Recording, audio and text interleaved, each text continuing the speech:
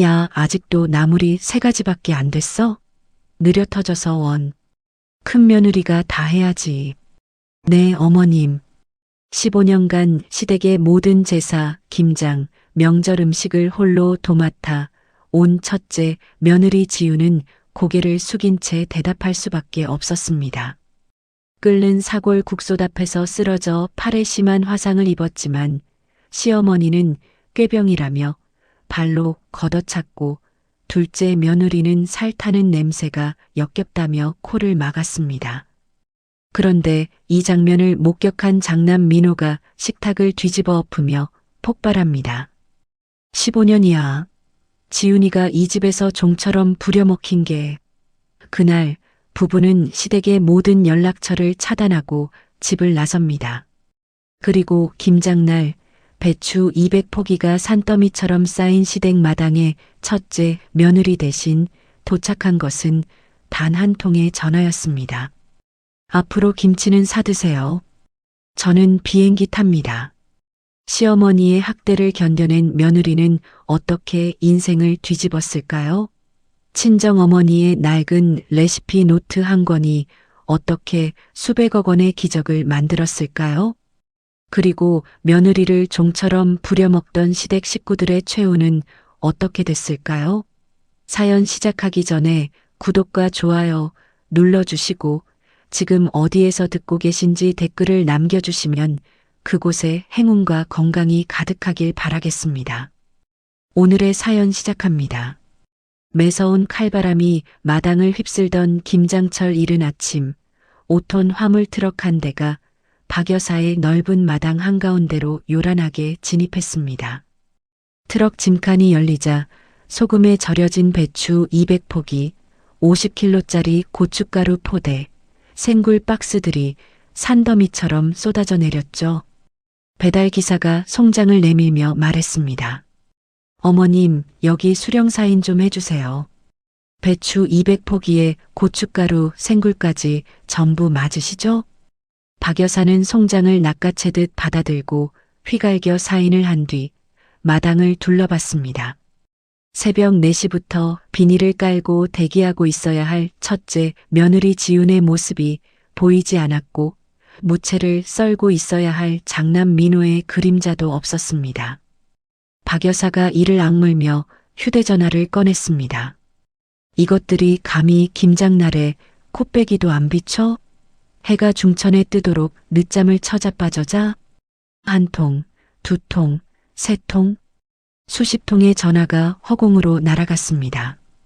연결음만 울리다 끊기기를 반복하던 전화기가 마침내 통화 연결음을 울렸습니다. 민호야, 너 지금 대체 어디 처박혀 있는 거야?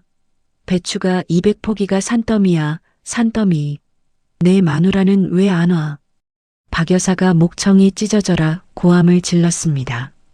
그런데 통화 너머로 들려온 건 아들의 목소리가 아니었습니다. 시끄러운 공항의 출국 안내 방송이 수화기 너머로 크게 울려 퍼진 거죠. 탑승객 여러분께 안내 말씀드립니다. 방콕행 비즈니스 클래스 탑승이 곧 시작됩니다. 박 여사의 눈이 휘둥그레졌습니다. 지금 그게 무슨 소리야? 공항이라고? 네가 왜 공항에 있어? 민호가 낮고 차가운 목소리로 입을 열었습니다. 어머니, 딱 한 번만 말할 테니까 잘 들으세요. 올해부터 김장은 없어요. 내년에도 없고 그 다음 해에도 없어요. 김치 드시고 싶으면 마트 가서 사드세요. 뭐라고? 이 자식이 지금 제정신이야? 배추가 200포기야, 200포기. 이걸 누가 하라고. 당장 돌아와. 못 돌아가요. 비행기 문 닫혀요, 지금. 박 여사의 손이 부들부들 떨렸습니다. 너 지금 시어머니한테 김치를 사 먹으라고 했어? 내 애미한테? 감히 내 입으로 그 소리가 나와? 민호는 한숨 한 번 내쉬지 않고 말을 이었습니다. 매년 어머니한테 드리던 김장 비용 200만 원, 매달 용돈 100만 원 다 합쳤어요. 그 돈으로 비행기표 2장 끊었어요. 비즈니스석이요. 지훈이랑 둘이서 동남아 갑니다. 따뜻한 데서 며칠 푹 쉬다 올 거예요. 뭐라고? 내 귀로 네가 한 소리가 들려. 효도할 돈으로 마누라 데리고 놀러 가겠다고? 효도요? 어머니, 효도가 뭔지 아세요? 민호의 목소리가 한 톤 낮아졌습니다. 지훈이가 15년 동안 새벽 4시에 일어나서 배추 200포기를 절이고 손이 갈라지도록 양념을 버무렸잖아요. 근데 어머니는 그 김치 유라한테 갖다 주고, 셋째한테 갖다 주고, 넷째한테 갖다 주고, 정작 지훈이 밥상엔 시든 겉절이 한 접시도 없었어요. 그게 며느리가 할 도리지. 큰 며느리가 김장을 하는 게 당연한 거 아냐? 당연하다고요? 지훈이가 손톱이 빠져가면서 담근 김치 항아리 40개를 동서들이 차 트렁크에 싣고 갈 때 어머니 뭐라고 했는지 기억하세요? 올해는 좀 싱겁네. 내년엔 더 짜게 해. 그게 전부였어요. 고맙다, 수고했다. 그 말 한마디가 그렇게 어려웠어요? 박 여사의 입술이 파르르 떨렸습니다. 이 자식이 지금 어미를 가르치려 들어? 가르치는 게 아니에요. 통보예요, 어머니. 앞으로 이 집안 김치는 각자 알아서 해결하세요. 끊을게요. 이민호, 너 지금 전화 끊으면 다시는 이 집 문턱에 발도 못 디딘다. 네, 안 디딜게요. 그럼 잘 계세요. 뚜. 전화가 일방적으로 끊겼습니다. 박 여사는 벌겋게 달아오른 얼굴로 다시 전화를 걸었지만 이번에는 전원이 꺼져 있다는 안내 음성만 메아리쳤죠. 이 불효막심한 자식이 애미를 애미로 안 봐. 박 여사의 손에서 힘이 빠지며 휴대전화가 미끄러졌습니다. 전화기는 마당 한가운데 놓인 거대한 소금물 통 속으로 퐁하고 빠져버렸습니다. 박 여사가 비틀거리며 소금물통에 팔을 쑤셔 넣었지만 이미 화면이 꺼진 전화기는 배추 사이로 가라앉은 뒤였습니다.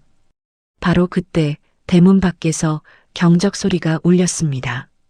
밍크 코트에 선글라스를 걸친 둘째 며느리 유라가 한 손에 최고급 밀폐용기 세트를, 다른 손에 명품 백을 들고 하이힐을 딸깍거리며 마당으로 들어섰습니다. 셋째 며느리도 캐시미어 쇼를 두르고 유라 뒤를 따랐죠. 유라가 마당에 산더미처럼 쌓인 생배추 더미를 보더니 발걸음을 뚝 멈췄습니다. 어머님, 이게 다 뭐예요? 김치는 어디 있고 왜 생배추가 마당에 널브러져 있어요? 저 오늘 이거 담아가려고 밀폐용기 새로 사왔단 말이에요. 박 여사가 소금물에 젖은 팔을 축 늘어뜨린 채 이를 갈며 소리쳤습니다. 김치가 어딨어, 김치가. 내 큰형수가 도망을 갔어, 도망을. 민호 그 자식이 그년을 데리고 비행기를 탔다고. 나한테 김치를 사 먹으라고 했단 말이야. 셋째 며느리가 입을 떡 벌렸습니다. 네, 큰언니가 김장날에 김장을 안 하고 여행을 갔다고요? 말이 돼요, 그게. 그래. 그러니까 입 다물고 너희가 해. 당장 그 비싼 코트 벗고 앞치마 두르고 배추부터 정리해. 유라의 얼굴이 순식간에 굳어졌습니다. 잠깐만요, 어머님. 저는 완성된 김치 받으러 온 거예요. 김장하러 온 거 아니거든요. 큰형수가 안 왔으면 큰형수 올 때까지 기다리든가 해야지. 저한테 하라는 게 말이에요? 뭐, 너도 지금 나한테 대들 거야? 큰 며느리가 없으면 둘째가 하는 게 순서 아니야. 어머님, 저 이 코트 보이세요? 샤넬이에요, 샤넬. 작년에 남편이 사준 건데 여기서 양념 범벅되면 어머님이 물어주실 거예요? 못 물어주시잖아요. 셋째 며느리가 유라 옆에 바짝 붙어서며 맞장구를 쳤습니다. 맞아요, 어머님. 저도 손톱 어제 새로 했거든요. 젤네일 12만 원짜리. 배추 절이다가 다 망가지면 누가 책임져요? 큰언니 돌아올 때까지 기다리면 안 돼요? 큰언니가 안 온다니까. 안 온다고. 귀가 먹었어. 둘 다? 박 여사가 지팡이를 마당에 내리꽂으며 고함을 질렀습니다. 유라와 셋째 며느리가 서로를 쳐다봤습니다. 셋째가 해. 나는 절대 못해. 유라가 배추 한 포기를 셋째 며느리 앞으로 밀어냈습니다. 미쳤어요? 왜 나한테 떠넘겨요? 나의 순서대로 하면 언니가 먼저잖아요. 내가 언제 배추를 만져봤다고. 김장이 뭔지도 모르는데 어떻게 해? 나도 몰라요. 나도 태어나서 김장 한 번도 안 해봤다고요. 삿대질과 고성이 오가기 시작했습니다. 유라가 신경질적으로 배추 한 포기를 집어들었다가 그 아래 숨어있던 시뻘건 젓갈통을 건드렸습니다. 통이 기울면서 걸쭉한 젓갈이 유라의 샤넬 코트 전면에 쏟아져 내렸죠. 유라가 젓갈 범벅이 된 코트를 내려다보며 비명을 질렀습니다. 으악, 내 코트에 젓갈이 쏟아졌잖아. 이거 800만 원짜리라고. 800만 원. 어머, 언니 코트. 셋째 며느리가 입을 막고 킥킥 웃음을 터뜨렸습니다. 너 지금 웃었지? 웃은 거 맞지? 내 코트가 이 꼴이 됐는데 웃어? 이성을 잃은 유라가 배추 밑동을 움켜쥐더니 셋째 며느리의 어깨를 향해 내던졌습니다. 야, 이 언니가 진짜 돌았나? 셋째 며느리도 질세라 고춧가루 포대에서 한 움큼을 퍼서 유라의 얼굴에 뿌렸습니다. 으악, 눈에 들어갔잖아. 눈에 고춧가루가 들어간 유라가 소금물 대야를 발로 걷어차며 돌진했고 마당은 순식간에 고춧가루와 소금물이 사방으로 날아다니는 아수라장으로 변했습니다. 그만 못해. 그만하라고. 이것들이 시어머니 앞에서 개싸움이야. 박 여사가 지팡이를 두드리며 소리쳤지만 두 며느리의 몸싸움은 멈추지 않았습니다. 담 너머로 이 진풍경을 구경하던 이웃 주민 서너 명이 스마트폰을 꺼내 들었습니다. 야, 이거 빨리 찍어. 빨리. 어머, 박 여사네 올해는 며느리들끼리 싸우네. 작년엔 큰 며느리 올리더니 올해는 볼거리가 바뀌었구먼. 이거 동영상 올리면 대박 나겠다. 해가 서쪽으로 기울도록 김장의 절반도 끝내지 못했습니다. 온몸이 양념 범벅이 된 유라와 셋째 며느리는 허리와 다리의 통증을 호소하며 마당 한켠에 주저앉았죠. 박 여사도 지팡이에 의지한 채 기력이 다해 배추 더미 옆에 털썩 앉았습니다. 에휴, 됐어. 배달 음식이나 시켜요. 저 더는 못하겠어요. 진짜. 허리가 끊어질 것 같아. 유라가 양념이 묻은 손으로 스마트폰을 더듬거리며 말했습니다. 나도 관뒀어. 내일 아침에 큰형수한테 전화해서 불러. 이건 사람이 할 짓이 아니야. 셋째 며느리가 고춧가루가 묻은 쇼를 바닥에 내팽개치며 대답했습니다. 산처럼 쌓인 배추 200포기는 찬바람 속에 고스란히 방치된 채 시댁 식구들은 비싼 배달 음식을 시켜 먹는 것으로 하루를 마무리했습니다. 그 시각 3만 피트 상공이었습니다. 따뜻한 휴양지행 비행기 비즈니스석에 나란히 앉은 지훈과 민호가 승무원이 따라준 최고급 샴페인 잔을 가볍게 부딪혔습니다. 지훈이 창밖의 구름 바다를 바라보며 조용히 말했습니다. 우리 진짜 떠나온 거 맞지? 꿈 아니지? 민호가 지훈의 손을 꼭 쥐며 대답했습니다. 꿈 아냐? 진짜야. 이제 그 집에 돌아갈 일 없어. 우리 앞으로 우리끼리만 잘 살자. 지훈이 민호의 어깨에 머리를 기대며 눈을 감았습니다. 고마워. 진짜 고마워. 고마워하지 마. 미안해하는 건 나야. 진작 이렇게 했어야 했는데. 화려한 야자수가 늘어선 이국적인 공항에 도착한 부부는 가벼운 발걸음으로 공항 게이트를 빠져나갔습니다. 여행을 떠나기 불과 2달 전 시댁 본가의 부엌은 제사 준비로 전쟁터였습니다. 가스레인지 4개가 동시에 돌아가는 부엌에서 지훈이 홀로 전을 부치고 있었죠. 거실에서는 유라와 셋째 며느리가 한우를 구워 먹고 있었습니다. 언니, 이 한우 진짜 기가 막히네. 입에서 살살 녹아. 그치? 어머님이 큰형수한테 새벽에 사오게 시킨 거래. 아, 나 지난달에 발리 갔다 왔거든. 이거 봐봐. 유라가 풀빌라 사진을 내밀었습니다. 와, 대박.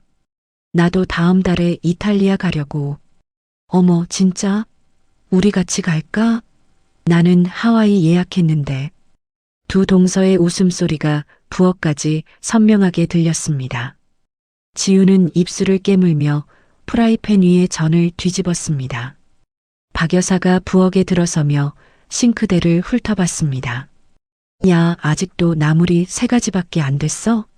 제사가 코앞인데 뭘 이렇게 느려 터졌어?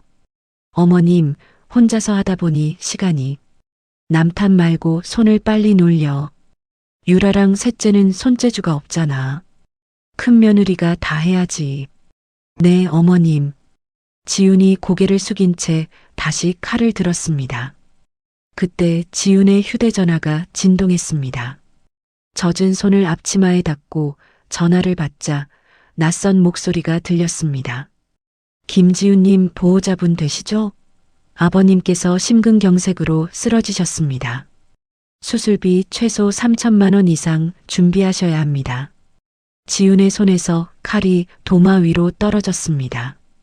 통장 잔고가 50만 원도 안 되는 형편이었죠. 지훈이 떨리는 다리를 끌고 거실로 나가 박 여사 앞에 무릎을 꿇었습니다. 어머님, 친정아버지가 쓰러지셨어요. 수술비가 급한데 한 번만 도와주시면 안 될까요? 내 친정일이 왜 내 돈으로 해결해야 되는 건데? 빌리는 거예요. 이자 붙여서라도 꼭 갚을게요. 제발이요. 에휴, 그러니까 근본 없는 집안이라는 거야.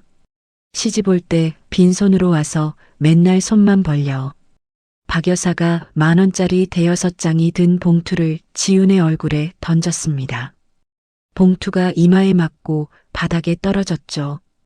유라가 고기를 집으며 코웃음을 쳤습니다. 어머, 큰형수 친정에서 또 돈 달라는 거야? 작년에도 그랬잖아.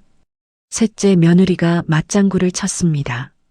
시집와서 보탬은 못될 망정 맨날 손 벌리기만 하니 부끄러운 줄 알아야지. 지훈의 손끝이 파르르 떨렸습니다. 바닥에 흩어진 지폐를 한 장 한 장 주워 담는 지훈의 눈에서 뜨거운 것이 떨어졌죠. 박 여사가 소파에서 일어서며 말했습니다. 돈 빌려주는 건 그냥 안 돼. 화장실 타일이 물에 빠졌는데 칫솔로 닦아놔. 구석구석. 그게 이자야. 네. 어머님. 지훈은 화장실에 엎드려 칫솔로 타일을 문질렀습니다. 등 뒤로 동서들이 킥킥거리는 소리가 들렸지만 이를 악물고 손을 멈추지 않았습니다. 며칠 밤을 새우며 시동생들 식성까지 맞춰가던 나흘째 아침이었습니다. 끓는 사골 국솥 앞에서 지훈의 눈앞이 갑자기 하얘졌습니다. 다리에서 힘이 빠지며 몸이 옆으로 기울었죠. 쿵! 쓰러지며 맨팔이 끓는 솥 가장자리에 눌렸고 살이 타는 지직 소리가 부엌을 채웠습니다. 박 여사가 쓰러진 지훈을 내려다봤습니다. 야, 꾀병 부리지 말고 일어나. 사골국 넘치겠잖아. 지훈은 눈이 반쯤 감긴 채 대답이 없었습니다. 박 여사가 쓰러진 지훈의 옆구리를 발로 걷어찼죠. 일어나라고. 제사가 내일인데 누워 있을 때야? 유라가 코를 막으며 인상을 찌푸렸습니다. 이 냄새 뭐야? 큰형수 팔에서 나는 거잖아. 역겨워. 베란다 문 열어. 바닥에 쓰러진 지훈을 살피는 사람은 아무도 없었습니다. 그때 현관문이 벌컥 열렸습니다. 일찍 본가에 들르던 민호가 신발도 벗지 않은 채 부엌으로 뛰어왔습니다. 바닥에 쓰러진 지훈의 창백한 얼굴, 타들어간 팔뚝, 그리고 발로 걷어차고 있는 어머니를 본 민호의 눈이 부릅떠졌습니다. 이게 뭐야? 지훈아, 지훈아. 어머니, 지훈이가 이렇게 쓰러져 있는데 발로 차고 있었어? 그게 아니라 인연이 꾀병을. 꾀병? 팔이 다 타들어갔잖아. 이게 꾀병으로 보여? 민호가 거실로 성큼 걸어가 한우가 올려진 식탁을 뒤집어 엎었습니다. 불판과 접시가 산산조각 나며 유라와 셋째 며느리가 비명을 질렀죠. 15년이야. 지훈이가 이 집에서 종처럼 부려먹힌 게 그동안 나는 뭘 한 거야. 민호가 주먹으로 벽을 내리치고 부엌으로 돌아가 지훈을 조심스럽게 업었습니다. 어머니, 나 오늘 이 집 나가면 다시 안 들어와요. 각오하세요. 뭐? 이 자식이 애미한테. 민호는 끝까지 듣지 않고 현관문을 박차고 나갔습니다. 응급실에서 의사가 민호를 불러 세웠습니다. 보호자분, 환자분 정상 체중보다 12kg가 빠졌고 만성 영양실조입니다. 대체 얼마나 못 드신 겁니까? 민호의 입술이 떨렸습니다. 그리고 실비보험이 석 달 전에 해지된 상태인데 알고 계셨습니까? 해지요? 저는 해지한 적 없는데요. 보험사에 확인한 결과 박 여사가 둘째 아들 용돈을 마련하려고 지훈의 보험을 몰래 해지한 것이었습니다. 민호는 전화기를 쥔 손을 부르르 떨며 복도 벽에 이마를 기댔습니다. 침대에서 겨우 눈을 뜬 지훈의 앙상한 팔목을 두 손으로 감싸 쥐고 민호가 바닥에 무릎을 꿇었습니다. 지훈아, 미안해.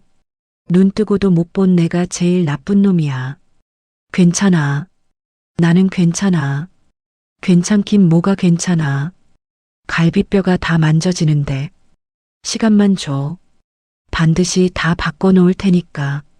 퇴원 후 지훈은 시댁 연락처를 전부 차단하고 짐을 정리했습니다. 옷장 깊숙한 곳에서 누렇게 바랜 노트 한 권이 손에 잡혔죠. 이 쓰레기 같은 걸 왜 갖고 있어? 내 친정엄마가 뭘 안다고. 당장 버려. 과거 박 여사의 호통에도 몰래 숨겨둔 친정어머니의 비법 레시피 노트였습니다.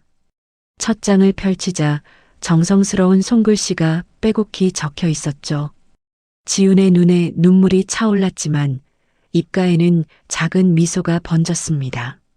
민호는 자신의 명의로 된 아파트를 금매로 처분했습니다. 지훈아, 이 돈으로 네가 하고 싶은 거 해. 뭐든 좋아. 나 김치 만들고 싶어. 엄마 레시피로. 엄마가 남겨준 이 맛을 세상에 내놓고 싶어. 그래, 하자. 둘이서 밑바닥부터 해보자. 부부는 날마다 경기도 외곽의 상가를 돌며 발품을 팔았습니다. 그러던 어느 날 박 여사에게서 문자가 왔습니다. 김장날 새벽 4시까지 본가 집합. 배추 200포기. 불참시 각오해. 민호가 코웃음을 치며 말했습니다. 지훈아, 여권 어디 뒀어? 서랍 2번째 칸인데 왜? 여행 가자. 따뜻한 데로. 매년 어머니한테 바치던 돈, 올해는 우리가 쓰자. 비즈니스석이야? 비싸지 않아? 비싸긴. 우리가 15년 동안 바친 거 생각하면 이건 아무것도 아니야. 지훈이 조용히 웃었고 민호가 예약 버튼을 눌렀습니다. 김장 전날 밤 부부는 캐리어를 끌고 조용히 집을 나섰습니다. 지훈 부부가 해외에서 귀국하여 거처를 옮긴 지 일주일 후 시댁에 청천벽력 같은 소식이 날아들었습니다. 박 여사가 평소 가장 자랑스러워하던 둘째 아들의 벤처기업이 불법 도박 사이트 자금 세탁 창구였음이 밝혀진 거죠. 경찰 수사관 수십 명이 회사에 들이닥쳐 서류와 컴퓨터를 닥치는 대로 압수했습니다. 그날 저녁 박 여사의 2층 양옥집 대문이 발길질에 부서져 나갔습니다. 야구 방망이를 든 채권자 6명이 마당으로 밀고 들어왔죠. 박 여사, 돈 내놔. 네 아들놈한테 빌려준 돈 당장 토해내. 뭐야? 누구야 너희? 남의 집에 함부로 들어와. 남의 집? 웃기지 마. 이 집이 담보잖아. 네 아들 사업한다고 사채 끌어다 쓴 거 잊어먹었어? 그건 둘째가 알아서 한 거지 내가 무슨 상관이야. 상관없어? 보증 선거 누구야? 이 집 등기에 박힌 이름이 누구 이름이냐고. 채권자가 박 여사의 면전에 서류를 들이밀었습니다. 여기 도장 찍은 거 안 보여? 이자만 3억이야, 3억. 그래도 그렇지 이렇게 남의 집에 들이닥치면 어떡해. 경찰 부를 거야. 불러봐. 경찰이 누구 편 들어줄 것 같아? 네 아들이 지명수배야, 지명수배. 다른 채권자가 거실로 들어서더니 박 여사가 애지중지하던 옥돌 침대에 빨간 압류 딱지를 탁 붙였습니다. 이거 손대지 마. 이건 내 침대야. 허리 아파서 3천만 원 주고 산 거라고. 침대고 뭐고 다 압류야. 냉장고도 텔레비전도 장롱도 전부 다. 아이고, 이걸 다 가져가면 나는 어쩌라고. 나는 뭘 먹고 어떻게 살라고. 우리가 알 바 아니지. 네 아들한테 따져. 빨간 딱지가 가전제품마다 줄줄이 붙었고 다른 채권자들은 장롱 속 골동품을 닥치는 대로 박스에 쓸어 담았습니다. 박 여사가 마루에 주저앉아 통곡했습니다. 아이고, 둘째야. 너 때문에 엄마가 이 꼴이야. 하지만 둘째 아들은 이미 내연녀와 함께 회사 공금을 모조리 현금화하여 밀항선을 타고 해외로 잠적한 뒤였습니다. 시댁이 아수라장이 된 그 틈을 놓치지 않은 사람이 있었습니다.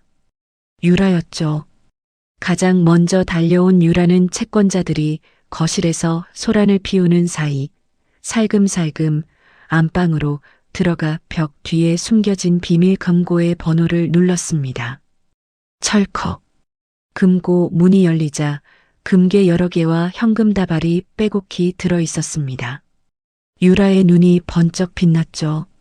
명품 가방을 활짝 열어 금괴와 현금을 미친 듯이 쓸어 담았습니다. 가방을 메고 현관으로 향하던 유라의 바짓가랑이를 박 여사가 붙잡았습니다. 유라야, 그거 들고 어디가? 그건 내 비상금이야. 어머님, 손 놓으세요. 이거라도 빼놔야 나중에 변호사비 내죠. 거짓말. 네가 변호사비를 내. 그 돈 들고 튀려는 거잖아. 어머님이 갖고 있으면 어차피 저 사람들한테 다 뺏겨요. 제가 지키는 게 나아요. 인연이 시어머니를 호구로 보나. 당장 내려놔. 어머님, 진짜 마지막으로 말할게요. 손 놓으세요. 안 나. 절대 안 나. 유라가 하이힐 굽으로 박 여사의 손등을 내리찍었습니다. 아! 박 여사가 비명을 지르며 손을 놓았습니다. 손등에서 피가 배어 나왔죠. 유라가 현관문을 열며 뒤도 돌아보지 않고 말했습니다. 어머님, 저는 위장 이혼할 거예요. 재산 지켜야 하니까요. 어머님도 알아서 잘하세요. 유라가 스포츠카에 올라타고 매정하게 떠나버렸습니다. 한겨울 얇은 내복 차림으로 길거리에 내동댕이 쳐진 박 여사는 맨발로 눈길을 걸어 공중전화 앞에 섰습니다. 떨리는 손으로 동전을 넣고 셋째 아들에게 전화를 걸었습니다. 셋째야, 나다. 엄마야. 집이 다 넘어갔어. 채권자들이 다 가져갔어. 제발 좀 도와줘. 엄마, 무슨 소리야. 형이 사고 쳤으면 형이 해결해야지. 나는 상관없어. 상관없긴. 네 형 사업비 대주느라 집을 담보로 잡혔는데 나갈 데가 없다고. 엄마, 미안한데 나도 여유가 없어. 와이프가 싫어한다고. 끊을게. 뚜. 박 여사가 이를 악물고 넷째에게 전화를 걸었습니다. 하지만 번호가 바뀌어 연결조차 되지 않았죠. 다섯째도 마찬가지였습니다. 박 여사는 마지막 희망을 안고 셋째 아들의 주상복합 아파트 인터폰을 눌렀습니다. 셋째야, 문 열어. 엄마야, 하룻밤만 재워줘. 갈 데가 없어. 엄마 아까 전화로 말했잖아. 안 된다고. 전화로 할 말이야? 엄마가 길바닥에 나 앉았는데. 네 엄마야 나. 엄마 와이프가 싫어해. 나도 어쩔 수가 없어. 내 와이프가 네 엄마보다 중요해. 그게 아들이 할 소리야? 경비 아저씨한테 말해놨으니까 돌아가. 미안해 엄마. 비. 인터폰이 일방적으로 끊겼습니다. 경비원이 달려와 박 여사의 팔을 잡았습니다. 어르신 여기 못 계십니다. 나가주세요. 내 아들 집이야. 내 아들 집인데 왜 내가 못 들어가? 주민분께서 출입 금지 요청하셨습니다. 박 여사가 경비원에게 끌려 정문 밖으로 쫓겨났습니다. 갈 곳을 잃은 박 여사의 발걸음은 장남 민호의 아파트로 향했습니다. 현관문을 두드리자 낯선 남자가 문을 열었죠. 여기 이민호라는 사람 사는 집 아닌가요? 그분이요? 석 달 전에 금매로 내놓으셔서 제가 샀는데요. 뭐, 석 달 전이라고? 민호가 이 집을 팔았어? 네, 이사 가셨는데 어디로 가셨는지는 저도 몰라요. 박 여사의 다리에서 힘이 빠졌습니다. 계단 난간을 잡으려다 미끄러져 세 계단 아래로 굴러떨어졌죠. 빚쟁이들을 피해 지하철역 화장실에 숨어든 박 여사는 밤이 되자 대합실 구석으로 나왔습니다. 종이박스 한 장을 차지하려는 박 여사를 노숙자가 밀쳐냈죠. 이건 내 자리야. 저리 가 할머니. 나도 잘 데가 없다고. 한쪽만 비켜줘. 싫어. 어제 온 사람이 자리를 차지해. 꺼지라고. 노숙자에게 머리채를 잡힌 박 여사가 차가운 바닥에 나뒹굴었습니다. 다음 날 점심 무료 급식소의 긴 줄 끝에 박 여사가 서 있었습니다. 쉰내가 나는 식판을 들고 국밥 한 그릇을 받아든 박 여사의 눈에서 눈물이 줄줄 흘렀죠. 내가 이 꼴이 되다니. 아들 5을 키워놨는데 이게 뭐야? 옆에 있던 노인이 박 여사를 쳐다봤습니다. 아줌마 여기 처음이지? 울지 마. 울어봤자 밥이 나오는 것도 아니야. 식당 벽면 텔레비전에서는 둘째 아들의 지명수배 전단이 전국에 방송되고 있었습니다. 박 여사는 식판을 든 채 텔레비전을 멍하니 올려다봤습니다. 경기도 외곽의 조그만 월세방에서 같은 뉴스를 접한 지훈과 민호는 화면 속 시댁의 몰락을 보면서도 눈길 한 번 주지 않았습니다. 지훈은 묵묵히 도마 위에 채소를 다듬었고 민호는 옆에서 사업 서류를 정리했죠. 민호가 채소를 다듬는 지훈의 손을 바라보며 말했습니다. 지훈아, 우리 이제 시작하자. 지훈이 칼을 내려놓고 민호를 바라봤습니다. 그래, 시작하자. 지훈과 민호는 경기도 외곽의 폐업 직전인 낡은 식품 공장을 헐값에 임대했습니다. 곰팡이가 낀 벽면과 녹슨 설비를 마주한 부분은 밤낮 없이 청소하고 기계를 고쳐가며 공장을 일으켜 세웠죠. 민호가 녹슨 배관을 렌치로 조이며 말했습니다. 지훈아, 이 배관만 갈면 내일부터 시험 생산 들어갈 수 있어. 진짜? 그럼 오늘 밤새서라도 끝내자. 나는 안쪽 벽면 마무리할게. 무리하지 마. 팔 아직 다 안 나았잖아. 무거운 건 내가 할 테니까 니는 가벼운 것만 해. 이 정도는 괜찮아. 병원에서 누워만 있을 때가 더 힘들었어. 이렇게 뭔가를 할 수 있다는 게 얼마나 좋은데. 지훈이 소매를 걷어붙이며 웃었습니다. 화상 자국이 남은 팔뚝이 드러났지만 지훈의 눈빛은 단단했죠.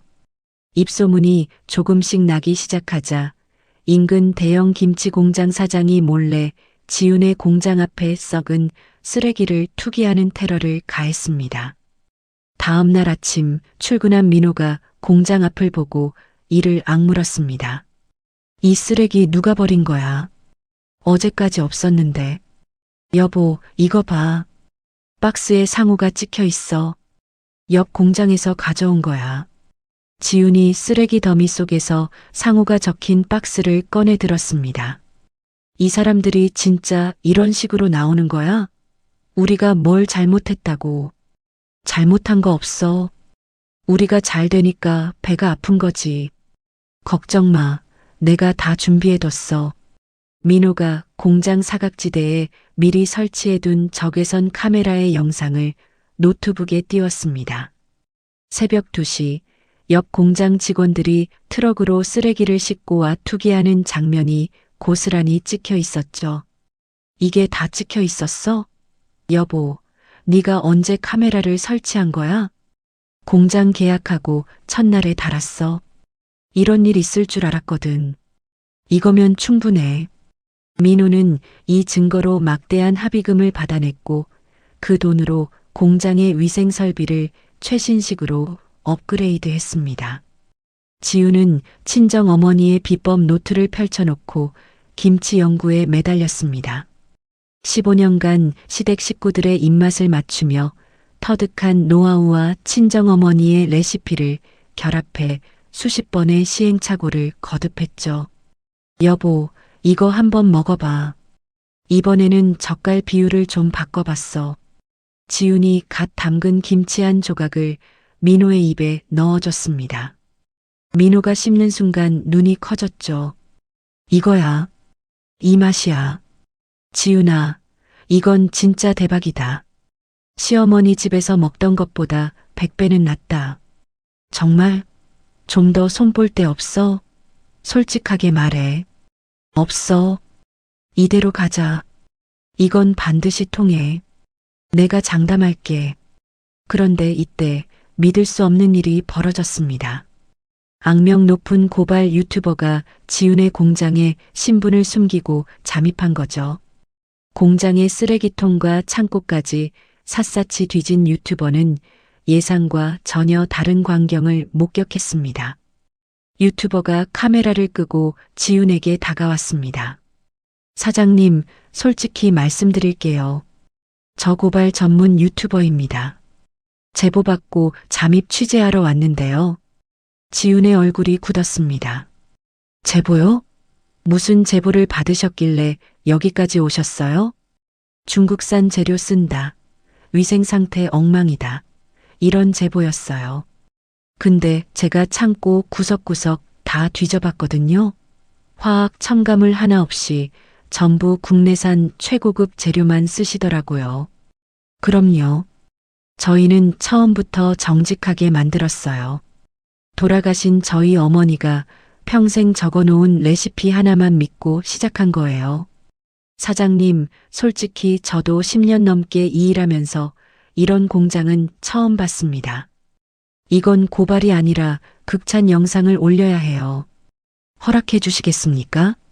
그럼요, 감사하죠. 있는 그대로 보여드릴게요. 다음 날 죽기 전에 꼭 먹어야 할 기적의 김치라는 제목의 영상이 유튜브에 올라갔습니다. 이 영상은 단 하룻밤 만에 500만 조회수를 돌파했죠. 폭발적인 주문이 쏟아져 서버가 다운됐습니다. 여보, 주문이 멈추질 않아. 서버가 완전히 터졌어. 사람을 뽑아야 해. 당장 내일부터 동네 주민들 급히 모집하자. 20명은 있어야 돌아가겠어. 민호가 동네 주민 20명을 고용해 24시간 교대 근무를 돌리며 물량을 쳐냈습니다. 그 소문을 듣고 업계 1위 대형 홈쇼핑 채널의 수석 바이어가 공장을 찾아왔습니다. 김 사장님, 저희 홈쇼핑에서 판매해 보실 생각 없으세요? 정말요? 저희 같은 소규모 공장도 가능한 건가요? 가능하죠. 다만 지방 소규모 공장이라 메인 시간대는 어렵고요. 새벽 3시 방송으로 시작하시죠. 민호가 옆에서 끼어들었습니다. 새벽 3시요? 솔직히 그 시간에 누가 텔레비전을 봅니까? 처음부터 좋은 시간 받기는 어렵습니다. 새벽 방송에서 실적 나오면 그때 올려드리죠. 어깨가 다 이렇습니다. 알겠습니다. 하죠. 바이어가 돌아간 뒤 민호가 지훈을 바라봤습니다. 새벽 3시라도 하자. 한 번만 터지면 돼. 그래. 근데 물량이 문제야. 3만 세트를 미리 찍어놔야 하는데 그 돈이 어디 있어. 공장 보증금 담보로 잡으면 돼. 내가 계약서 쓸게. 여보, 그건 너무 위험하지 않아? 안 팔리면 우리 진짜 길바닥이야. 위험하지. 근데 안 하는 게 더 위험해. 이 기회 놓치면 다음은 없어. 나를 믿어. 알았어. 믿을게. 대신 반드시 성공하자. 민호가 계약서에 도장을 찍었습니다. 지우는 그 도장 소리를 들으며 주먹을 꽉 쥐었죠. 홈쇼핑 방송 당일 새벽 3시 텅 빈 스튜디오에 지훈이 섰습니다. 화려한 말솜씨 대신 묵직한 통배추를 맨손으로 찢었죠. 맑고 경쾌한 김치 소리가 스튜디오 전체에 울려 퍼졌습니다. 이 소리 들리시죠? 이게 제대로 익은 김치 소리예요. 저희 어머니가 평생을 바쳐 만들어낸 레시피입니다. 화학 첨가물 하나 없이 정성으로만 담갔어요. 방송 시작 12분 만에 전화기가 폭주했습니다. 사장님, 주문 전화가 안 끊겨요. 지금 1만 세트 돌파했습니다. 뭐? 12분 만에 1만 세트? 2만 세트 넘었습니다. 이 속도면 3만 세트 다 나가요. 말도 안 돼. 진짜 다 나가는 거야? 3만 세트 전량이 매진되는 초유의 사태가 벌어졌습니다. 자다 깨서 보고를 받은 방송국 국장이 잠옷 차림으로 스튜디오에 달려왔습니다. 김 사장님, 이거 우리 채널 역대 새벽 시간대 최고 기록입니다. 이런 건 처음이에요. 프라임타임 독점 계약합시다. 국장님, 진심이십니까? 진심이고 말고요. 이 실적이면 황금 시간대 줘도 아깝지 않아요. 국장이 내민 계약서를 본 민호의 손이 떨렸습니다. 지훈아, 이거 봐. 프라임타임이야. 우리가 해냈어. 민호는 대규모 자본을 확보하여 전자동 포장 라인을 도입하고 물류 시스템을 구축했습니다. 빈 스튜디오의 무대 뒤로 내려온 지훈이 땀범벅이 된 민호의 품에 안겼습니다. 지훈의 어깨가 들썩였죠. 해냈어. 엄마, 우리 해냈어. 민호가 지훈의 등을 토닥이며 말했습니다. 그래, 해냈어. 이제 시작이야. 홈쇼핑 첫 방송의 대성공 이후 3년이 흘렀습니다. 지훈의 브랜드는 홈쇼핑 연속 50회 완판 기록을 세우며 전국 최고급 백화점 식품관 1층에 단독 매장을 오픈했죠. 연 매출 500억 원의 기업으로 성장한 것입니다. 회사의 규모가 폭발적으로 커지자 민호는 그동안 누적된 이익금과 글로벌 투자 자금을 유치하여 강남의 노른자위 땅에 있는 10층짜리 전면 유리 빌딩을 매입했습니다. 빌딩 등기를 마치고 돌아온 민호가 서류 봉투를 지훈 앞에 내려놓았습니다. 지훈아, 이거 봐. 이게 뭐야? 빌딩 등기부등본이야. 명의가 누구 이름인지 읽어봐. 지훈이 서류를 펼쳐들고 눈이 커졌습니다. 이거 내 이름이잖아. 김지훈 단독 명의? 그래. 이 빌딩은 네 거야. 네가 맨손으로 읽어낸 거니까 당연히 네 이름이어야지. 여보, 이건 우리 둘이 같이 한 건데. 아냐. 시작은 네 손에서 나왔어. 네 어머니 레시피에서 나왔고 나는 옆에서 도운 거야. 지훈의 눈에 눈물이 고였습니다. 민호가 지훈의 어깨를 감싸며 말했습니다. 울지 마. 앞으로 울 일은 없을 거야. 내가 약속할게. 부부는 한강이 내려다 보이는 초호화 펜트하우스로 거처를 옮겼습니다. 하지만 같은 시각 시댁 식구들의 삶은 바닥을 향해 곤두박질 치고 있었죠. 주식 투자에 실패하여 완전히 파산한 셋째 며느리는 용역업체의 청소부로 취직했습니다. 그런데 하필 배정받은 곳이 지훈의 새 사옥 로비였죠. 걸레질을 하던 셋째 며느리가 고개를 들었습니다. 엘리베이터 문이 열리며 수행원들의 호의 속에 명품 정장을 입은 지훈이 로비로 들어서고 있었죠. 셋째 며느리의 얼굴이 새하얗게 질렸습니다. 걸레를 내팽개치고 화장실 칸막이 안으로 뛰어들어가 입을 틀어막았죠. 큰언니가 왜 여기서? 여기가 큰언니 회사였어? 셋째 며느리의 다리가 후들후들 떨렸습니다. 칸막이 문틈새로 로비를 내다보니 직원들이 허리를 90도로 숙이며 지훈에게 인사를 하고 있었죠. 대표님, 좋은 아침입니다. 대표님, 오늘 오전 일정 안내드리겠습니다. 셋째 며느리가 떨리는 손으로 입을 막은 채 눈물을 쏟았습니다. 내가 큰언니 회사 바닥을 닦고 있다니. 이게 꿈이야, 생시야.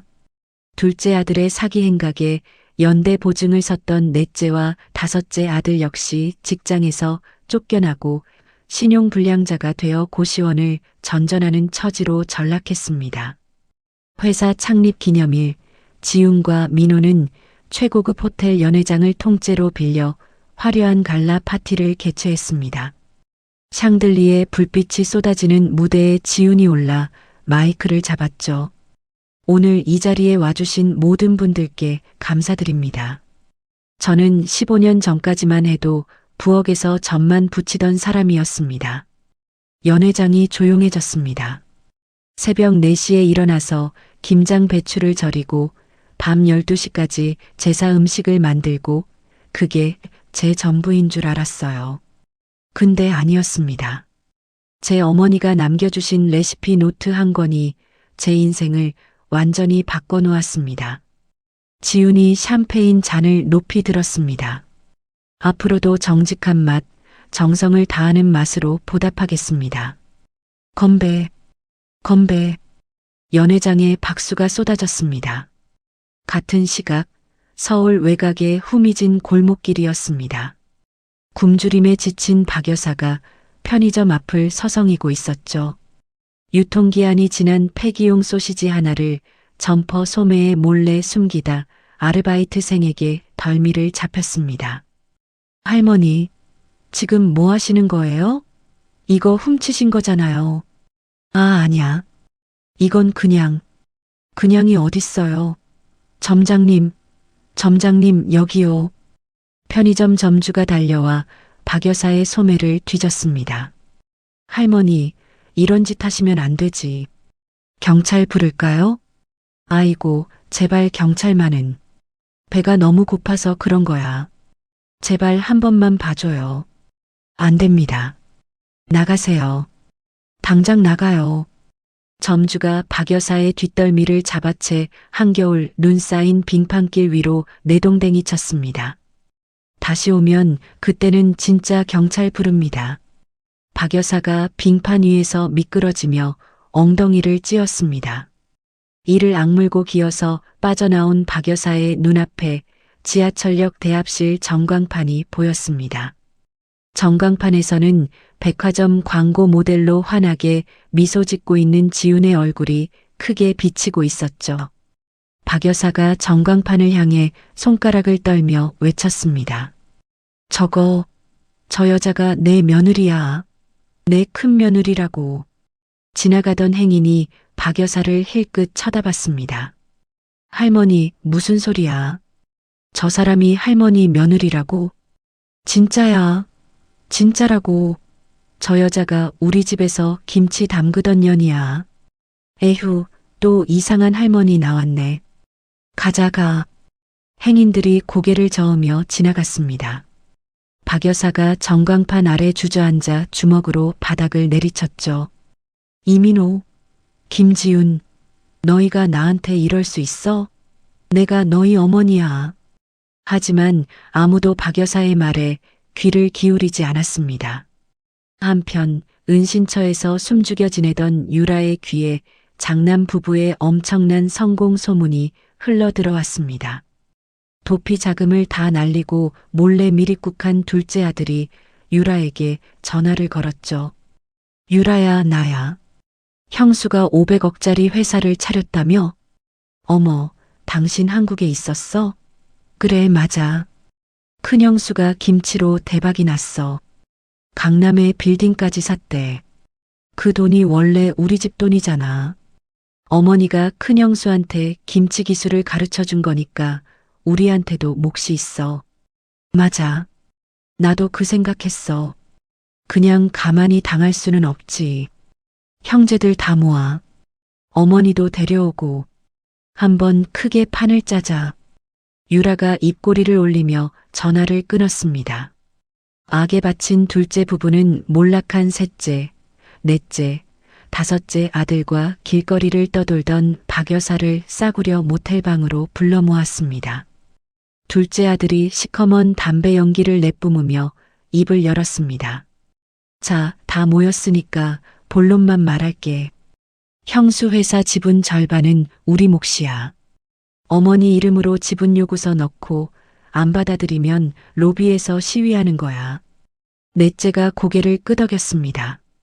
형, 그러다 경찰 오면 어떡해? 경찰이 오면 더 좋아. 언론에 퍼지잖아. 며느리가 시어머니 버리고 혼자 떼돈 벌었다. 이거면 여론이 우리 편이야. 박 여사가 떨리는 목소리로 말했습니다. 그래, 맞아. 내가 가르쳐 준 거야. 그 김치 맛은 내 집안 대대로 내려오던 비법이라고. 지훈이가 다 훔쳐간 거야. 유라가 박 여사의 어깨를 두드리며 말했습니다. 어머님, 걱정 마세요. 제가 라이브 방송으로 전국에 알릴 거예요. 시어머니 비법 훔쳐서 혼자 떼돈 번 불효 며느리. 이 제목이면 난리가 나요.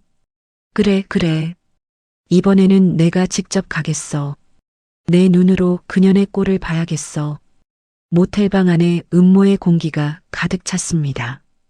이 음모를 전혀 알지 못한 채 지훈과 민호는 펜트하우스 테라스에서 나란히 서 있었습니다. 한강 위로 쏟아지는 별빛을 바라보며 샴페인 잔을 부딪혔죠. 여보, 여기서 보는 야경 진짜 예쁘다. 네가 만든 거야. 이 풍경. 네가 없었으면 여기 못 왔어. 아냐. 우리가 같이 만든 거야. 민호가 지훈의 손을 꼭 쥐었습니다. 두 사람의 머리 위로 맑은 별빛이 쏟아지고 있었죠.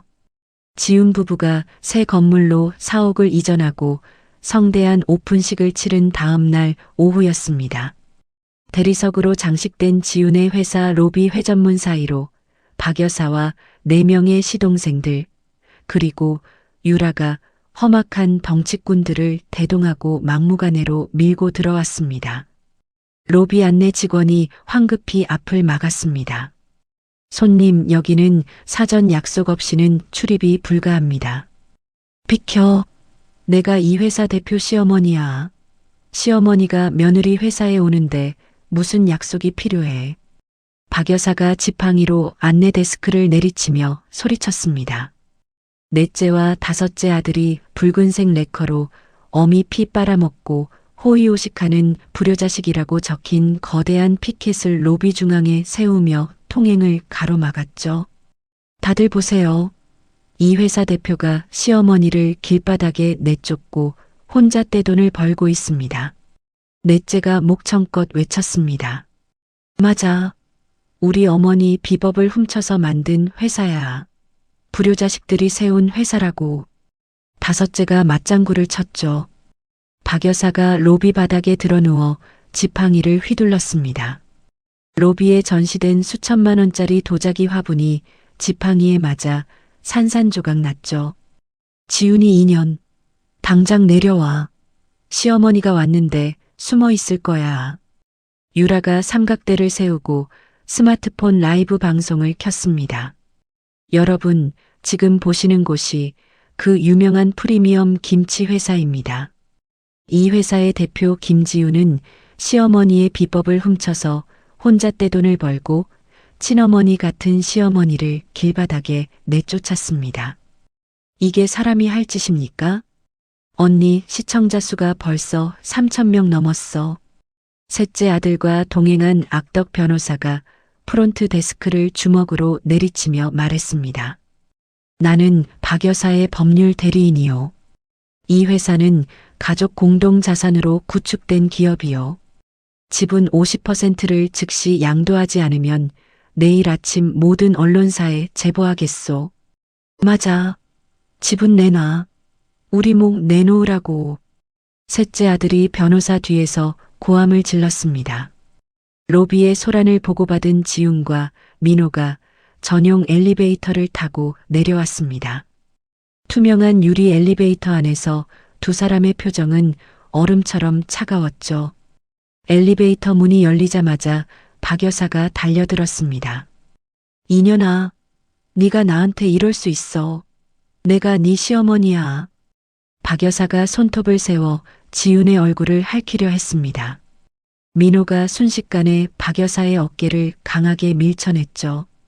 박 여사가 대리석 바닥 위에 뒹굴었습니다. 어머니, 여기는 회사예요. 한 발자국만 더 다가오면 저도 가만 안 있을 겁니다. 민호가 박 여사를 내려다보며 낮고 단단한 목소리로 말했습니다. 바닥에 넘어진 박 여사가 갑자기 심장을 부여잡고 거품을 무는 신용을 하며 비명을 질렀습니다. 아이고, 가슴이야. 아들이 어미를 죽이려고 해. 유라가 재빨리 카메라를 들고 달려와 박 여사의 얼굴을 클로즈업했습니다. 여러분, 보고 계시죠? 아들이 친어머니를 밀쳐서 쓰러뜨렸습니다. 이게 사람입니까? 그 순간 사내 의무실의 전문의가 의료 가방을 들고 뛰어나왔습니다. 박 여사의 손목에 손가락을 대고 맥박을 확인하더니 로비 전체가 울리도록 크게 말했습니다. 맥박 정상입니다. 혈압도 정상이고 호흡도 안정적입니다. 완전한 연기예요. 뭐라고? 이 사람이 지금 의사로서 말씀드립니다. 이분은 아무런 이상이 없습니다. 박 여사의 얼굴이 벌겋게 달아올랐습니다. 유라의 라이브 방송 댓글창에 연기 들통, 사기꾼 할머니라는 댓글이 쏟아졌죠. 민호가 신호를 보내자 미리 대기하고 있던 건장한 보안팀이 일사불란하게 움직였습니다. 보안팀장이 유라의 삼각대를 발로 차버리고 스마트폰을 빼앗아 바닥에 내리쳐 박살냈죠. 내 폰이 800만 원짜린데. 불법 촬영 및 허위 사실, 유포 증거물 확보입니다. 덩치꾼들을 믿고 민호에게 주먹을 휘두르려던 둘째 아들의 팔이 보안팀장에게 꺾였습니다. 으악, 팔이 부러진다. 셋째 아들도 달려들었지만 또 다른 보안 요원에게 제압당해 차가운 대리석 바닥에 얼굴이 처박혔죠. 이거 나 고소할 거야. 다 고소할 거라고. 고소는 저희가 먼저 합니다. 민호가 차갑게 대답했습니다. 독이 오른 유라가 옆에 있던 직원의 뜨거운 커피를 빼앗아 지훈의 얼굴을 향해 뿌리려 했습니다. 지훈의 전담 경호원이 온몸으로 막아내며 유라의 손목을 꺾어 제압했죠. 아, 손목. 이거 나. 폭행 미수 현행범입니다. 움직이지 마세요. 요란한 사이렌 소리와 함께 경찰차 6대가 빌딩 앞을 포위하듯 멈춰 섰습니다. 정복을 입은 경찰들이 곤봉을 들고 로비로 쏟아져 들어왔죠. 민호가 출동한 형사 반장에게 다가갔습니다. 여기 로비 다각도 고화질 CCTV 영상이 담긴 USB와 고소장입니다. 무단 침입, 기물 파손, 허위 사실 유포 정황이 전부 담겨 있습니다. 알겠습니다. 확인하겠습니다. 형사 반장이 USB를 받아들었습니다. 지훈이 바닥에 엎드려 발버둥 치는 시댁 식구들을 내려다보며 입을 열었습니다. 지훈의 목소리는 낮지만 로비 전체에 울릴 만큼 또렷했죠. 형사님, 저기 바닥에 있는 사람들 전원 특수폭행 미수 및 영업방해 현행범입니다. 단 한 명의 예외도 없이 전원 수갑을 채워서 연행해 주세요. 지훈아, 네가 시어머니를 경찰에 넘기겠다고? 이 못된 년아. 박 여사가 바닥에서 발악하며 소리쳤습니다. 어머님, 지훈이 박 여사를 내려다보며 말했습니다. 15년 전에 제가 무릎 꿇고 빌었을 때 어머님이 뭐라고 하셨는지 기억나세요? 근본 없는 집안이라고 하셨죠. 봉투를 제 얼굴에 던지셨죠. 오늘은 제 차례예요. 이 인연이 저는 어머님처럼 봉투를 던지지는 않을 거예요. 대신 법이 알아서 하겠죠. 경찰이 박 여사의 손목에 수갑을 채웠습니다. 유라 둘째, 셋째, 넷째, 다섯째까지 한 명씩 수갑이 채워졌죠. 이거 나는 이 회사 대표 어머니라고. 내가 무슨 죄를 졌다고. 형사님, 이건 가족 문제예요. 가족 문제라고요. 로비에 시댁 식구들의 아우성이 가득 찼지만 지우는 한 번도 뒤를 돌아보지 않았습니다. 엘리베이터에 올라타며 민호에게 조용히 말했죠. 끝났어. 아냐. 이제 시작이야. 민호가 엘리베이터 버튼을 눌렀습니다. 문이 닫히며 로비의 소란이 서서히 멀어졌습니다. 회사 로비에서의 난동 사태 직후 경찰의 거친 손길에 의해 수갑이 채워진 박 여사와 시동생 부부들은 순찰차 뒷좌석에 짐짝처럼 처박혔습니다. 이거 나는 억울하다고. 내 아들 회사에 간 것뿐이야. 박 여사가 순찰차 안에서 발버둥을 쳤습니다. 어머님, 조용히 하세요. 경찰서 가서 말씀하시면 됩니다. 경찰이 차 문을 닫아버렸죠. 유라가 사이버 레카들에게 허위 제보를 하려던 찰나 지훈의 대형 로펌 변호인단이 선수를 쳤습니다. 피켓 시위부터 가짜 심장마비 쇼까지 담긴 CCTV 원본 영상을 주요 언론사에 일제히 배포한 거죠. 영상이 공개되자마자 네티즌 수사대가 들끓었습니다. 둘째 아들의 사기 행각과 시댁의 과거 악행들이 낱낱이 파헤쳐져 인터넷에 박제됐죠. 야, 이거 봤어? 시어머니가 며느리한테 10,000원짜리 봉투 던진 게 사실이래. 둘째 아들은 도박 사이트 자금 세탁으로 수배 중이었대. 이런 집안이 지분을 달라고? 가짜 심장마비 연기하는 영상 진짜 소름 돋는다. 댓글이 수만 개씩 달리며 시댁 식구들은 전 국민의 공분을 샀습니다. 경찰서 취조실 민호가 형사 반장 앞에 앉았습니다. 민호가 가방에서 누렇게 바른 서류 한 장을 꺼내 책상 위에 던졌죠. 형사님, 이것도 같이 봐주세요. 이게 뭡니까? 우리 어머니가 과거에 저한테 강제로 쓰게 한 부양 의무 포기 각서입니다. 둘째 빚을 장남인 저한테 떠넘기려고 강압적으로 작성한 거예요. 형사 반장이 서류를 펼쳐 읽으며 눈썹을 찌푸렸습니다. 이건 강제성이 인정되면 상당히 불리한 증거가 되겠는데요. 네, 알고 있습니다.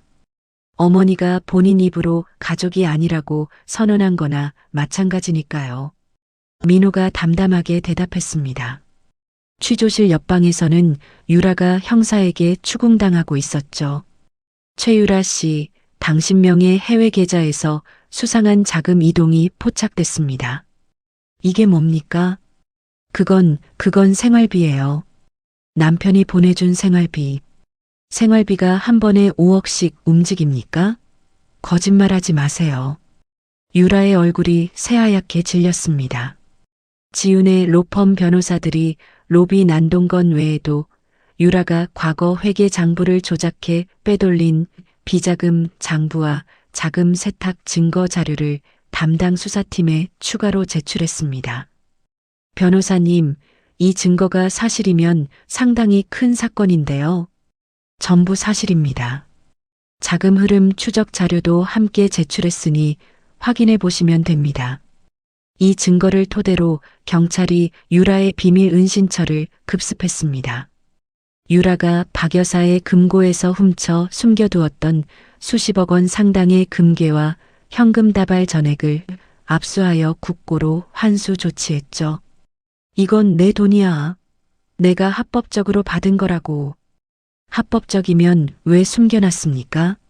출처 소명 못하시면 전액 환수됩니다. 그건 유라가 입을 다물었습니다.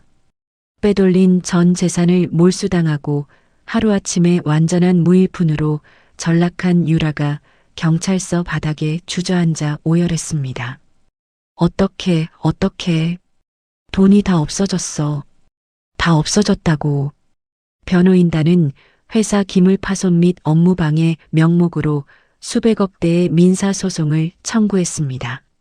셋째 아들이 친척 명의로 몰래 숨겨두었던 마지막 차명 계좌들까지 완벽하게 가압류해버렸죠. 아니, 그 계좌를 어떻게 알아낸 거야? 그건 아무도 모르는 계좌였는데. 셋째 아들이 취조실에서 악을 썼습니다. 저희가 모를 거라고 생각하셨습니까? 자금 흐름은 반드시 흔적이 남습니다. 로펌 변호사가 차갑게 대답했죠. 사건 발생 이틀 만에 법원은 사안의 심각성을 인정했습니다. 박 여사 일당 전원에게 지훈 부부와 회사 반경 100m 이내 접근을 금지하며 위반 시 회당 1,000만 원의 벌금을 부과하는 초강력 가처분 판결을 내렸죠. 판사님, 저는 그 회사 대표의 시어머니입니다. 시어머니가 며느리를 못 만나게 하는 법이 어딨어요. 박 여사, 법정에서 소란 피우시면 퇴정 조치하겠습니다. 판결은 이미 내려졌습니다. 박 여사가 법정 의자를 움켜쥐고 울부짖었지만 법원 경위에게 끌려나갔습니다. 구속영장 심사를 앞둔 유라는 폭우가 쏟아지는 날 밤 지훈의 공장 정문 앞 진흙탕 바닥에 무릎을 꿇었습니다. 큰형수님, 제발 한 번만 봐주세요. 고소만 취하해 주시면 뭐든 할게요. 유라의 명품 옷은 진흙투성이었고 빗물에 젖어 얼굴에서 화장이 줄줄 흘러내렸죠. 철문이 열리고 지훈을 태운 검은색 대형 세단이 빗물을 가르며 빠져나왔습니다. 유라가 차 앞을 가로막고 두 손을 모아 빌었죠. 형수님, 잠깐만요. 제가 잘못했어요. 다 제 잘못이에요. 제발 한 번만. 차가 멈추고 뒷좌석 창문이 딱 1cm만큼 열렸습니다. 지훈의 하얀 손이 창밖으로 나왔죠. 손가락 사이에 100원짜리 동전 하나가 끼워져 있었습니다. 동전이 유라가 꿇어앉은 진흙탕 웅덩이 속으로 툭 떨어졌습니다. 형수님. 유라의 눈이 휘둥그레졌습니다. 지훈은 눈길 한 번 주지 않은 채 창문을 올려버렸습니다. 세단이 굉음을 내며 출발하자 바퀴가 튀긴 흙탕물이 유라의 얼굴과 온몸에 자비 없이 쏟아졌죠. 유라가 진흙탕 속에 박힌 100원짜리 동전을 떨리는 손으로 집어들었습니다. 이게 뭐야? 나한테 100원을 던져? 유라의 입에서 울음이 터져 나왔습니다. 폭우 속에서 유라의 오열 소리가 공장 담벼락에 메아리쳤죠. 무료 급식소 앞을 서성이던 박 여사는 법원 집행관으로부터 수백억 원의 손해배상 청구 소장이 담긴 봉투를 건네받았습니다. 박 여사님, 손해배상 청구 소장 송달합니다. 수령 서명해 주세요. 이게 뭐야? 수백억이라고? 수백억? 박 여사가 소장을 펼쳐 읽다가 그 자리에 주저앉았습니다. 떨리는 손으로 소장을 갈기갈기 찢어버렸죠. 이 못된 년, 시어머니한테 수백억을 물어내라고? 이게 사람이야, 짐승이야. 어르신, 소장을 찢으셔도 소송은 진행됩니다. 집행관이 담담하게 말하고 돌아섰습니다. 같은 시각 경찰서 앞 복도에 선 민호가 스마트폰을 꺼내 들었습니다. 연락처 목록을 열어 가족이라고 적힌 그룹을 찾았죠. 어머니, 둘째, 셋째, 넷째, 다섯째. 5개의 이름이 나란히 적혀 있었습니다. 민호의 엄지손가락이 영구 삭제 버튼 위에 멈췄습니다. 잠시 화면을 들여다보던 민호가 눈을 한번 감았다 뜨고 버튼을 눌렀죠. 연락처가 영구 삭제되었습니다. 안내 문구가 화면에 떴습니다. 민호가 스마트폰을 주머니에 넣으며 경찰서 정문을 나섰습니다. 뒤를 돌아보지 않았죠. 밖에는 비가 그치고 구름 사이로 저녁 햇살이 비치고 있었습니다. 법원의 최종 판결과 접근금지 명령이 내려진 지 6개월이 흘렀습니다. 징역형을 간신히 면한 대신 천문학적인 빛과 벌금을 떠안은 유라는 달동네의 곰팡이 핀 반지하 방으로 쫓겨났습니다. 오갈 데 없는 박 여사를 유라가 자신의 방에 들였죠. 하지만 그 이유는 효도가 아니었습니다. 어머님, 여기서 공짜로 지내실 생각은 마세요. 내일부터 폐지 주우러 나가셔야 해요. 뭐, 내가 폐지를 주우라고? 당연하죠. 여기 월세가 공짜예요? 제가 어머님 자선사업가로 보여요? 돈 벌어 오시든지 나가시든지 둘 중 하나예요. 유라야, 내가 네 시어머니야. 시어머니한테 폐지를 주우라니 그게 사람 할 소리야? 시어머니요? 시어머니가 뭔 돈이 있어야 시어머니죠. 돈 없는 시어머니는 그냥 식객이에요, 식객. 박 여사의 입술이 파르르 떨렸지만 갈 곳이 없었습니다. 새벽 4시 유라가 자고 있는 박 여사의 옆구리를 발로 찼습니다. 일어나세요. 해 뜨기 전에 나가야 좋은 자리 잡아요. 아이고 허리야. 조금만 더 자면 안 되겠니? 안 돼요. 옆 동네 할머니들이 다 쓸어가면 하루 종일 돌아다녀도 몇천 원밖에 못 벌어요. 빨리 나가세요. 이게 사람이 사는 거야. 짐승이 사는 거야. 시댁에서 큰형수한테 했던 거 생각해 보세요. 어머님. 큰형수도 새벽 4시에 일어나서 일했잖아요. 박 여사의 얼굴이 굳었습니다. 유라가 현관문을 벌컥 열며 말했죠. 나가세요. 오늘 10,000원 이상 못 벌어오면 저녁 없어요. 박 여사가 엄동설안의 거리로 나섰습니다. 얼어붙은 언덕길을 오르내리며 리어카를 끌고 종일 폐지를 모았죠. 해가 저물어 돌아온 박 여사가 구겨진 지폐를 내밀었습니다. 이게 다야? 4,000원? 하루 종일 돌아다녀서 4,000원이에요? 길이 얼어서 사람이 없었어. 내일은 더 벌어올게. 에휴, 쓸모가 없어. 진짜 쓸모가 없다니까. 유라가 난방도 되지 않는 베란다 문을 열었습니다. 오늘은 거기서 주무세요. 10,000원도 못 벌어온 사람이 따뜻한 방에서 잘 자격은 없어요. 유라야, 밖에 영하 15도야. 거기서 자라고? 큰형수한테 더 심한 짓 했으면서요. 끓는 솥에 팔이 타는데 발로 차셨잖아요. 그것보다는 낫죠. 유라가 베란다 문을 잠가버렸습니다. 박 여사가 문을 두드렸지만 안에서는 아무런 대답이 없었죠. 아침이 되자 유라가 베란다 문을 열고 싱크대 구석에서 꺼낸 것을 던져줬습니다. 쉬어빠진 김치와 찬밥이 플라스틱 개밥 그릇에 담겨 있었죠. 어머님, 식사하세요. 이걸 밥이라고 주는 거야? 이건 개밥 그릇이잖아. 그릇이 어딨어요? 이 집에. 있는 거 쓰셔야죠. 싫으면 안 드셔도 돼요. 박 여사가 떨리는 손으로 개밥 그릇을 들었습니다. 이가 다 빠져 딱딱한 찬밥을 씹지 못하고 잇몸으로 우물거렸죠. 내가 이런 꼴을 당하다니. 박 여사의 눈에서 눈물이 개밥 그릇 안으로 뚝뚝 떨어졌습니다. 다른 4명의 아들들도 모두 일용직 노동자나 노숙자로 전락하여 뿔뿔이 흩어졌습니다. 서로의 생사조차 모른 채 지옥 같은 삶을 연명하고 있었죠. 같은 시각 지윤의 프리미엄 김치 브랜드는 까다로운 미국 식품 승인을 통과했습니다. 미국 최대 규모의 대형 유통마트 체인 청계 점포에 동시 입점하는 역사적인 수출 계약을 체결한 거죠. 계약 현장에서 민호가 지훈에게 말했습니다. 지훈아, 해냈어. 청계 점포 동시 입점이야. 네 어머니가 하늘에서 보고 계실 거야. 엄마가 남겨준 노트 한 권이 여기까지 온 거야. 아직도 믿기지가 않아. 믿어. 전부 네가 해낸 거야.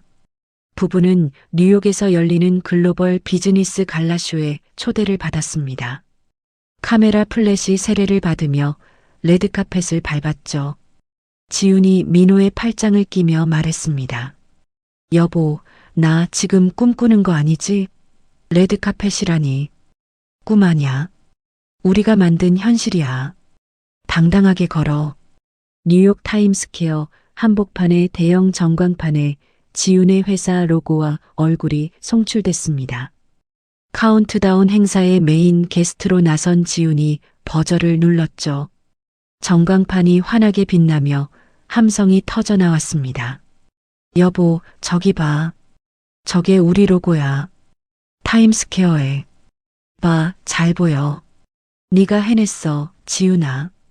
최고급 샴페인 잔을 부딪히며 축하를 마친 부부는 뉴욕 5번가의 명품 거리를 손잡고 거닐며 쇼핑을 즐겼습니다. 여보, 이거 어때? 니한테 어울릴 것 같은데. 나한테? 이런 건 처음 사보는 거다. 앞으로 매일 사줄게. 그동안 못 해준 거 다 해줄 거야. 지훈이 민호의 팔을 잡고 웃었습니다. 화면이 전환됩니다. 서울의 잿빛 하늘 아래 진눈깨비가 내리는 가파른 빙판길이었습니다. 자기 몸집보다 큰 폐지 리어카를 힘겹게 끌고 올라가는 박 여사의 굽은 등이 비쳤죠. 리어카 바퀴가 빙판에 미끄러졌습니다. 박 여사가 중심을 잃고 넘어지면서 리어카가 전복됐죠. 더러운 박스 더미에 파묻힌 박 여사가 부러진 다리를 부여잡고 비명을 질렀습니다. 아이고, 다리가. 바닥에 쓰러진 박 여사의 시선 끝으로 도심의 대형 전광판이 보였습니다. 뉴욕 타임스퀘어 한복판에서 환하게 웃고 있는 지훈과 민호의 글로벌 뉴스 영상이 흘러나오고 있었죠. 국내 김치 브랜드가 미국 청계 점포에 동시 입점하는 쾌거를 이루었습니다.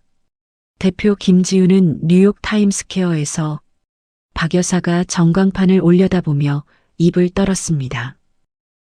저게 지훈이야? 내 며느리 지훈이가 저기 나와? 박 여사의 눈에서 눈물이 쏟아졌습니다. 내가 그 애를 그렇게 했는데, 내가 그 애한테 그런 짓을 했는데, 박 여사가 하늘을 향해 오열했습니다. 자신이 뒹구는 쓰레기 더미가 스스로 선택한 지옥이라는 것을 그제야 깨달은 거죠. 박 여사를 찾아 헤매던 유라가 쓰러진 박 여사를 발견했습니다. 하지만 부축은커녕 땅에 흩어진 폐지 더미만 신경질적으로 주워 담았죠. 어머님, 폐지가 다 흩어졌잖아요. 이거 다시 주우려면 얼마나 걸리는데. 아이고, 진짜. 유라야, 다리가 부러진 것 같아. 병원 좀 데려다줘. 병원이요? 병원비가 어디 있어요? 일어나세요, 빨리. 못 일어나. 다리가 안 움직인다고. 에휴, 쓸모없어. 진짜 쓸모없다니까. 유라가 패지만 리어카에 실으며 쌍욕을 퍼붓고 가버렸습니다. 빙판 위에 홀로 남겨진 박 여사의 오열 소리만 골목에 울려 퍼졌죠. 하늘을 가르는 최고급 전용기 아니었습니다. 비즈니스석에 나란히 앉은 지훈과 민호가 창밖의 맑은 하늘을 바라보고 있었죠. 여보, 우리 참 멀리 왔다. 그치? 그래. 경기도 외곽 곰팡이 핀 공장에서 시작했는데 여기까지 왔네. 그때 공장 배관 고치던 거 기억나? 녹물이 쏟아져서 둘 다 흠뻑 젖었잖아. 기억나지? 그때 네가 웃었어. 이 정도는 시댁 부엌보다 낫다고. 맞아. 진짜 그랬지. 지훈이 웃으며 민호의 어깨에 머리를 기댔습니다. 고마워, 여보. 그때 내 손 잡아줘서 나야말로 고마워. 네가 아니었으면 나는 아직도 그 집에서 눈치밥 먹고 있었을 거야. 이제 눈치밥은 없어. 앞으로는 우리가 먹고 싶은 거 먹고 가고 싶은데 가는 거야. 그래. 앞으로는 그렇게 살자. 우리끼리. 민호가 지훈의 손을 꼭 쥐었습니다. 창밖으로 구름 위에 펼쳐진 맑고 푸른 하늘이 끝없이 이어지고 있었습니다. 두 사람의 인생 이막이 통쾌하게 막을 내렸습니다. 오늘 이야기의 주인공 지훈은 15년이라는 긴 세월 동안 시댁에서 종처럼 살았습니다. 새벽 4시에 일어나 김장 배추를 절이고 며칠 밤을 새워 제사 음식을 만들고 끓는 솥 앞에서 쓰러져도 고맙다는 말 한마디 듣지 못했죠. 하지만 지훈은 무너지지 않았습니다. 친정 어머니가 남겨준 낡은 레시피 노트 한 권을 가슴에 품고 곰팡이 핀 공장에서 다시 일어섰습니다. 남편 민호 역시 어머니의 잘못을 깨닫고 아내의 손을 잡았죠. 두 사람은 아무것도 없는 바닥에서 시작해 수백억 원의 기업을 일궈냈습니다. 반대로 며느리를 학대하고 장남의 피를 짜내던 박 여사는 자식들에게 똑같이 버림받았습니다. 금고를 털고 도망친 둘째 며느리, 현관 비밀번호를 바꾸고 쫓아낸 셋째 아들, 전화번호를 바꾸고 잠적한 넷째와 다섯째까지 뿌린 대로 거두는 것, 그것이 오늘 이야기가 전하는 교훈입니다. 사람을 함부로 대하면 그 대가는 반드시 돌아옵니다. 반대로 아무리 힘든 상황에서도 정직하게 최선을 다하면 하늘은 반드시 그 사람의 편이 되어줍니다. 오늘 이야기가 여러분의 마음에 따뜻한 위로가 되었으면 좋겠습니다. 이 이야기가 마음에 드셨다면 구독과 좋아요 한 번씩만 눌러주세요. 여러분의 구독 한 번이 저희에게 정말 큰 힘이 됩니다. 그리고 오늘 이야기에서 가장 마음에 남는 장면이 있다면 댓글로 남겨주세요. 여러분의 댓글 하나하나가 다음 이야기를 만드는 원동력입니다. 오늘도 건강하시고 가족과 함께 따뜻한 하루 보내시길 진심으로 바랍니다. 감사합니다.